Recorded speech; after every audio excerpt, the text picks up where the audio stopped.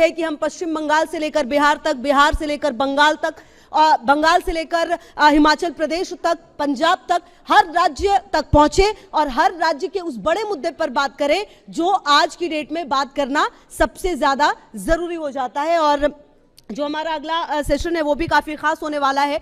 बस कुछ पलों के बाद हम उस सेशन के भी शुरुआत करेंगे, तो आप लगातार हमारे साथ रहिए। और कहीं ना कहीं देखिए, जब इस तरह का मंच सजता है तो उम्मीद ये भी होती है कि ना सिर्फ राजनीति बल्कि हर तरीके से, चाहे वो फिल्म जगत की आप बात कर ले, खेल जगत की बात कर ले, हर तरीके से कोशिश और कवायद ये होती है कि इस मंच पर सवाल ऐसे हो जो कहीं ना कहीं ऐसा लगे कि वो सीधे सीधे आपसे उसका सरोकार हो। तो चलिए, लगातार हमारी कोशिश है कि हम इस मंच को आगे बढ़ाएं और हम अब अगले जो हमारा सेशन है काफ़ी खास बढ़ते हैं उसकी तरफ। जी हाँ, और इस सेशन के लिए हमारे साथ हैं श्री अनिल एंटोनी जी। एक बार जोरदार तालियां प्लीज। और इसके साथ ही श्री मधु गौड़ यास्की जी भी हैं। बहुत बहुत स्वागत आप दोनों का। मैं चाहती हूँ आप मंच पर आएं और इस सेशन को आगे लेकर जाएंगी Priya Sehgal ji, editorial director news X. Please एक बार जोरदार तालियां।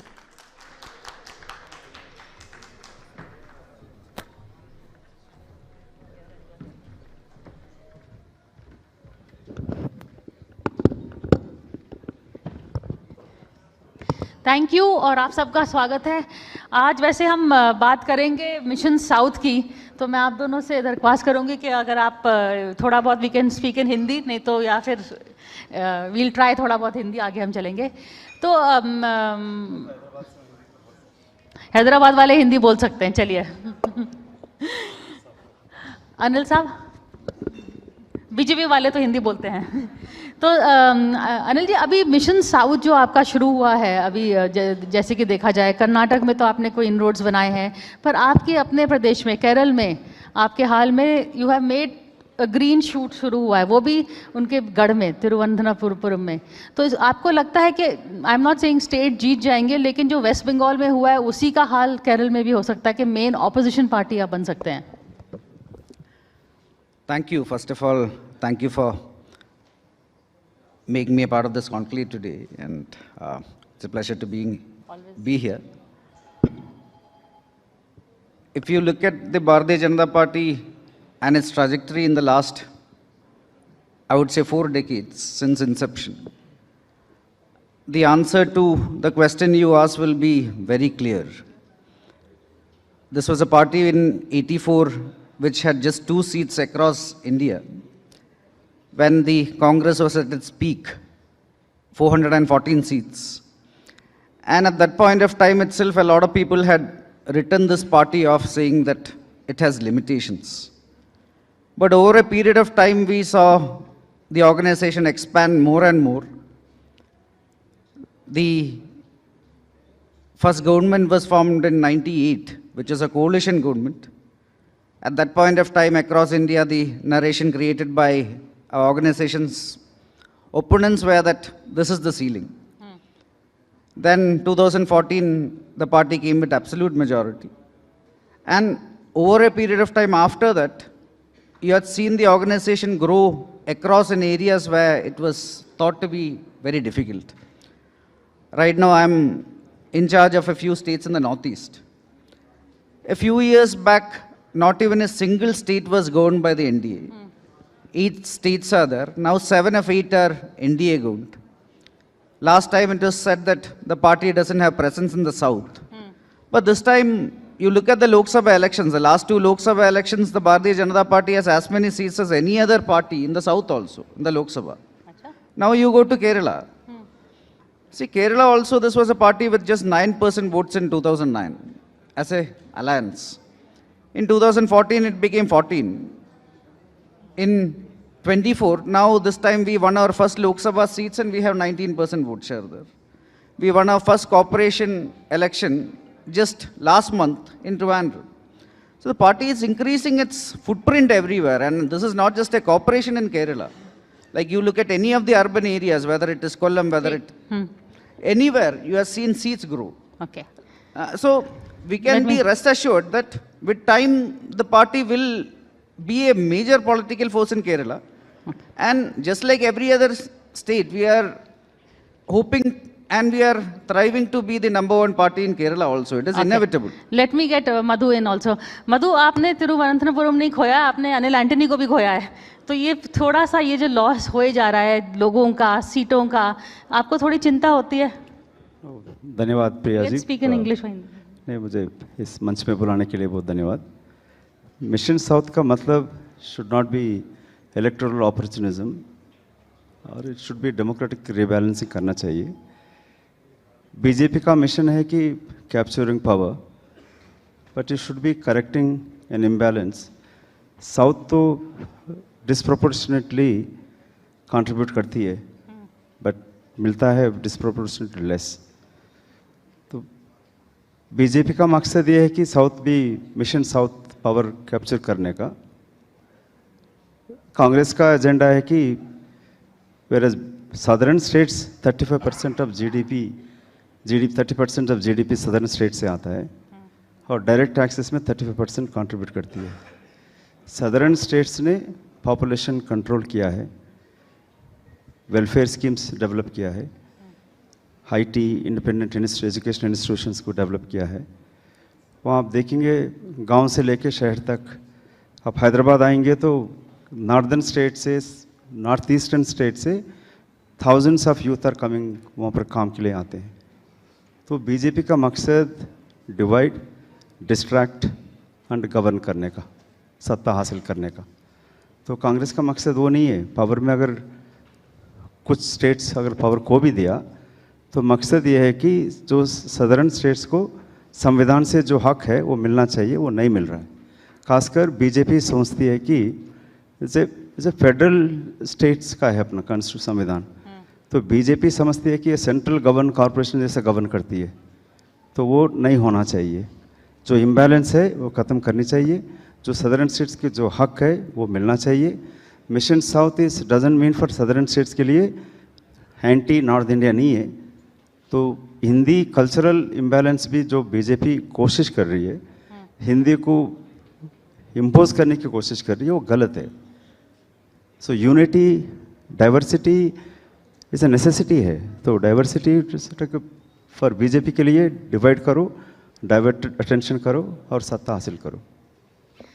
ये इन्होंने, इनका आरोप है कि आप हिंदी इम्पोज कर रहे हैं. पर अनिल जी, आपको हिंदी मेरे ख्याल ना के बराबर आती है. Hindi is not so good, but you are still in the BJP. तो आपको लगता है ये कि हिंदी का इम्पोजिशन होना चाहिए, जैसे कि ये मधु ने कहा है? Thank you. So, over a period of time, a lot of narrations are created by the opposition, which I would say is very clearly cut off from realities. You look at the new national education policy. It's a 52-page document, and if you go through it, the word Hindi is only mentioned 4 or 5 times. And this is not the first NEP in India's history also. In 84, there was an NEP that was there, and there it was very clear, like you teach 3 languages, 1 English, 1 Hindi, and 1 more language. You look at the new education policy, like there is no stress in Hindi at all. It's even more liberal than the old NEP that was created during Rajiv Ji's time. But now we say in every state, you teach 1 foreign language and you teach 2 Indian languages. It can be any Indian language. It doesn't even say it needs to be Hindi. It can be Malayalam and Tamil, it can be Tamil and Telugu, it can be Gujarati and Marathi, it can be any language. But it's teach 1 foreign language and 2 Indian languages, where unlike any time in the past, now during the NDA time led by a Prime Minister, we are telling that you teach 2 Indian languages. But somehow this narration is created everywhere that there is Hindi imposition, where the old NEP actually very clearly said that one of the languages need to be Hindi. And now we are saying that, okay, you teach 2 Indian languages, which is completely up to you. So this entire question of Hindi imposition doesn't exist, where the current NDA government, first of all, Okay, let me get Madhu in on this. Madhu, ये कह रहे हैं, you heard what he said. What is your reaction? देखो, ये कहते हैं कुछ, करते हैं कुछ. ये जो टोकनिज्म के लिए NCERT में लिखते हैं कि एक लिंग्विस्टिक प्लूरलिज्म अपना कॉन्स्टिट्यूशन गारंटीज है. यूनिटी डजंट मीन यूनिफॉर्मिटी नहीं है. India survives because diversity, not despite it. तो मेरा मित्र अनिल साहब को मैं बताना चाहता हूँ, जो बीजेपी की जो कोशिश करती है, साजिश करती है, गुमराह करने की कोशिश करती है, 2 करोड़ जॉब का तो पता ही नहीं है, बात कुछ करते हैं और करते हैं कुछ और। In fact let's just talk about parliament also, you know, अभी हमने हाल में 2 डिबेट्स देखी हैं, one is on Vande Mataram and one is on electoral reforms SIR को लेके। इनफैक्ट बहुत इसमें आयरनी है कि वंदे मातरम की डिबेट बीजेपी चाहती थी और इलेक्टोरल रिफॉर्म्स विपक्ष चाहते थे। वंदे मातरम की डिबेट में मुझे लगता है कि कांग्रेस ने कई पॉइंट्स स्कोर किए, और जो इलेक्टोरल रिफॉर्म्स की डिबेट में बीजेपी ने अमित शाह के तौर से बहुत अच्छी डिबेट थी, which has you know scored points. So आपका स्कोर 1-1 है, तो आपका क्या स्कोर लगता है इसमें? See, Parliament is a place where we debate and discuss some of the important issues, and unfortunately, we are reached a stage where, when it comes to the opposition, their main agenda these days is to disrupt and ensure that the House doesn't function. The SIR itself, like it is the our Home Minister himself had led the debate, and finally, a lot of misinformations that were put in front of the people were very clearly, it was deliberated.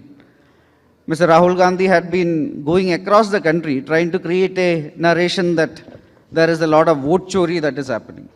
But election after election, the people rejected it.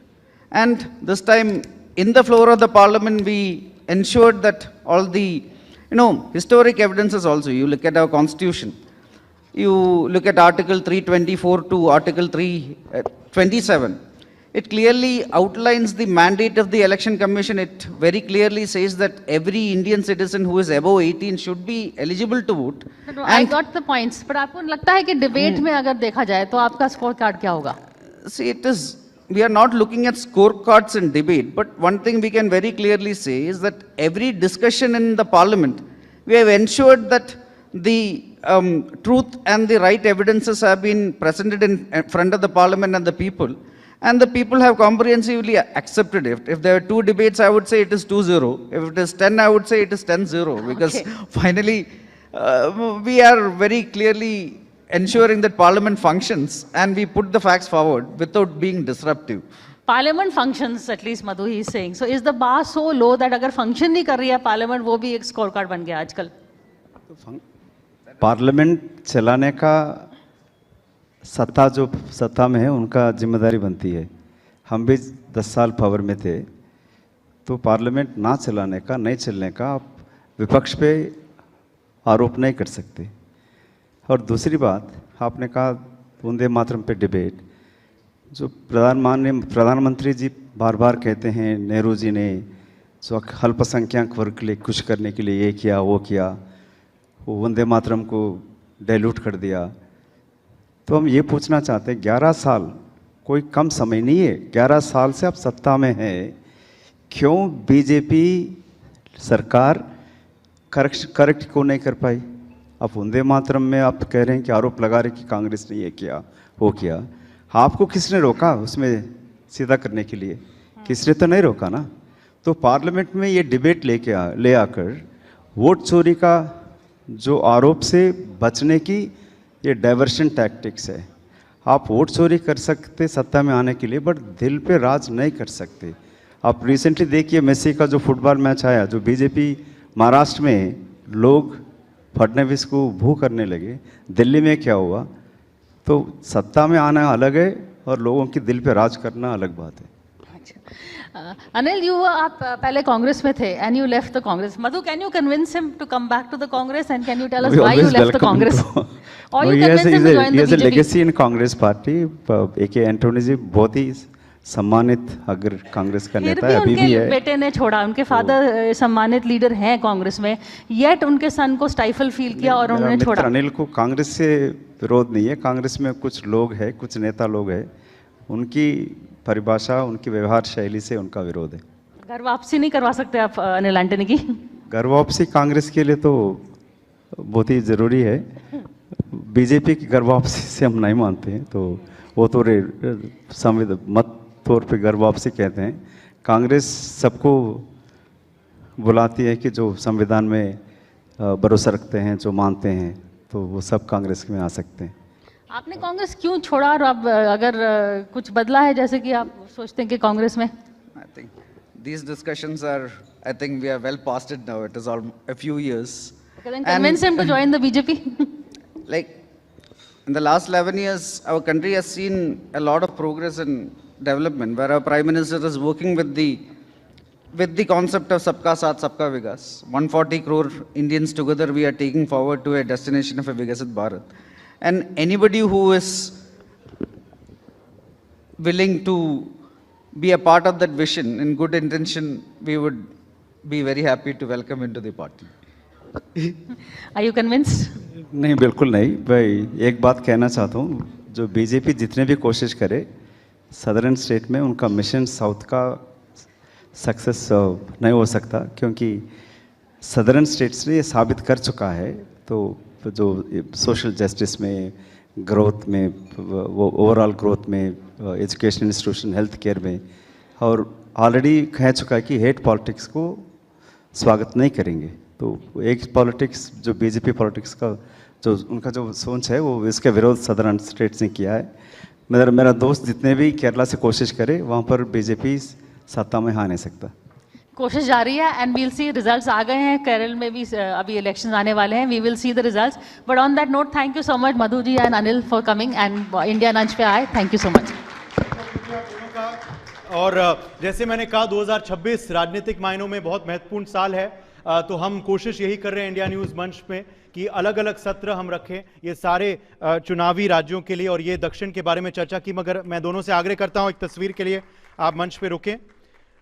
ये लम्हा को हम तस्वीर में कैद करना चाहते हैं। और अब हम एक छोटे से ब्रेक के लिए रुक रहे हैं, लंच ब्रेक अब लेते हैं इंडिया न्यूज़ मंच में। मगर कहीं मत जाइएगा, क्योंकि लंच के पश्चात हम दोबारा यहीं हाजिर होंगे। हमारा राजनीतिक मंच का कार्यक्रम दोबारा प्रारंभ होगा। तो एक छोटा सा ब्रेक है लंच के लिए। मगर मैं जो हमारी लाइव ऑडियंस यहाँ बैठी हूँ, आपसे दरख्वास्त करता हूँ, For more such videos, subscribe to the NewsX YouTube channel, hit the bell icon.